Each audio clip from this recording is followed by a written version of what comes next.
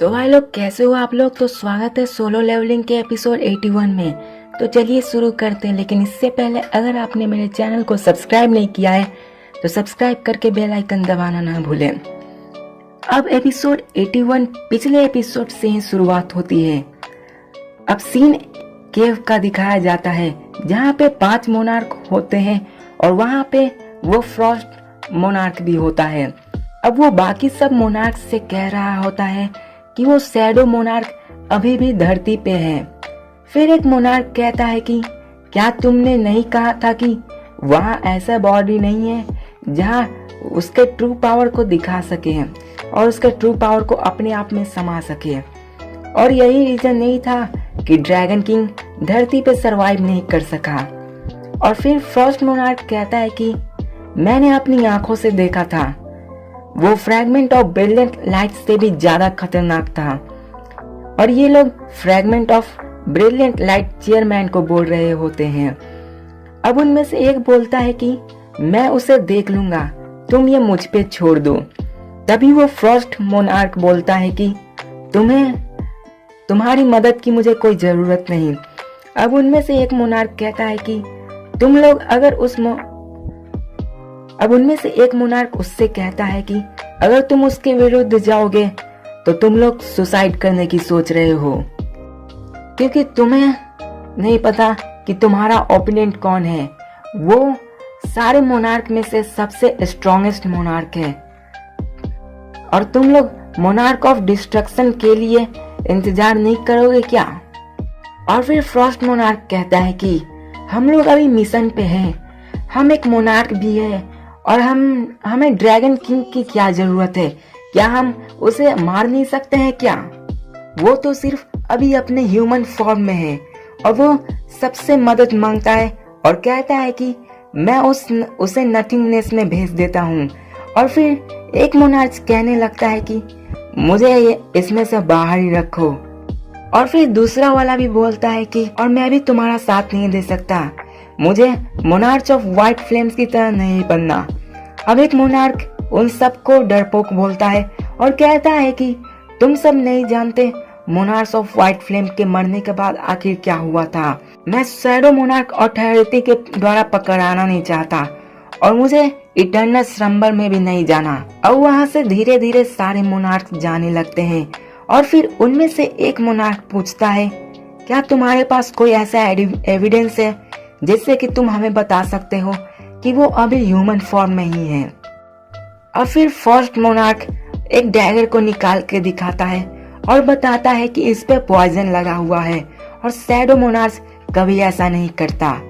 अब एक lady monarch को दिखाया जाता है और वो भी बोलती है हाँ, अगर शैडो मोनार्क ने उसके अगर पूरी बॉडी कंट्रोल कर लिया होता तो ऐसे चीप ट्रिक्स यूज नहीं किया जाता।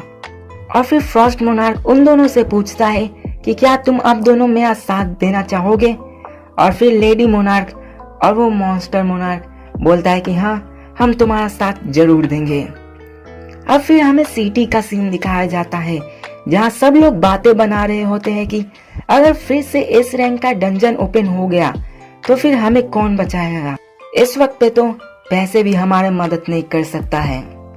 अब हमें सांग जिनवो को दिखाया जाता है जो छत पे खड़े हुए ये सब देख रहा होता है और सोचता है कि मैंने उस फ्रॉस्ट मोनार्क के पास मैजिक पावर सेंस नहीं की, मुझे लगता है कि ये मैजिक इस तरह काम नहीं करता। अब जिनवो सोचता है कि फ्रॉस्ट मोनार्क के पास कोई शैडो नहीं थी, वो सच में अपने रियल बॉडी में था। जैसे कि जायंट मोनार्क ने मुझे बताया था कि रूलर्स और मोनार्क हमेशा रियल फॉर्म में होते हैं और वो शैडो सोल्जर नहीं बन सकते। अब जैसे कि उनके पास कोई शैडो नहीं था तो जिनवो उन सबको ट्रैक भी नहीं कर सकता था। अब इससे उसे कोई फर्क भी नहीं पड़ना चाहिए था। और फिर जिनवो कहता है कि जब तक मैं एक हंटर हूँ मैं अपने शिकार को कभी नहीं छोड़ूंगा। अब फिर हमें हंटर एसोसिएशन का सीन दिखाया जाता है जहाँ पे चेयरमैन की सीट खाली होती है और सब सोच रहे होते हैं इसकी जगह कौन लेगा।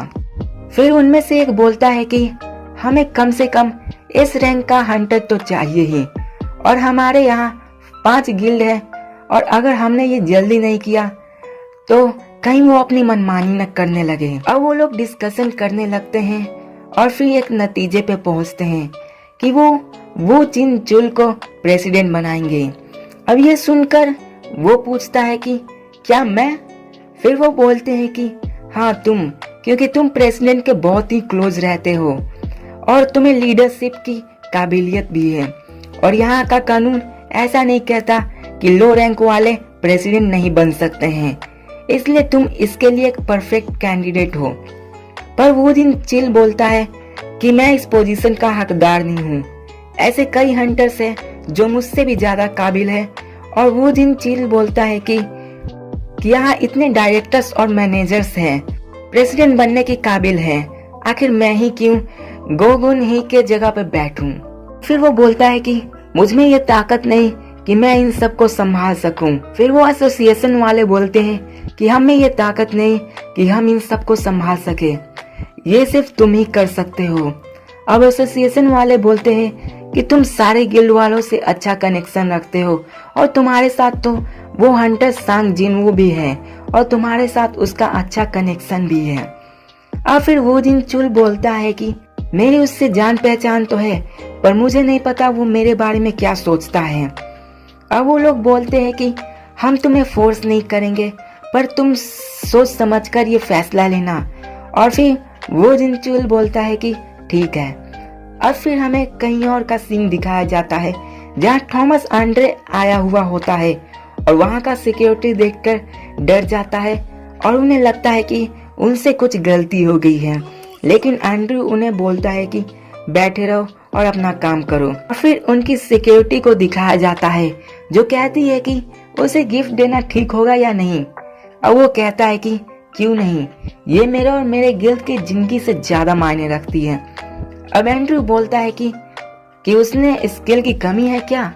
और फिर वो सिक्योरिटी पोस्ट को पार करके अंदर की ओर जाता है और फिर उसकी सिक्योरिटी बोलती है कि ऐसा सिर्फ 2 ही है पूरी दुनिया में, तो क्या आप उसे फिर भी देना चाहेंगे? तो एंड्रू बोलता है कि हाँ। फिर सिक्योरिटी बोलती है कि फिर भी आप उसे इसे देना क्यों चाहते हैं? अब फिर एंड्रू उसे बोलता है कि वैसे भी ये यहाँ पे परे परे जंग की खा रहा है, इससे बढ़िया मैं उसे दे ही दूं। और फिर हमें वहाँ पे 2 डैगर का दिखाया जाता है जो कि देखने में ही बहुत खतरनाक लग रहे होते। तो यार इसी के साथ ये एपिसोड खत्म होता है, तो देखते हैं नेक्स्ट एपिसोड में आखिर वो डैगर किसको मिलने वाला होता है। तो यार वीडियो को लाइक करना ना भूलना यार, चैनल को सब्सक्राइब करके ही जाना। तो मिलते हैं नेक्स्ट वीडियो में।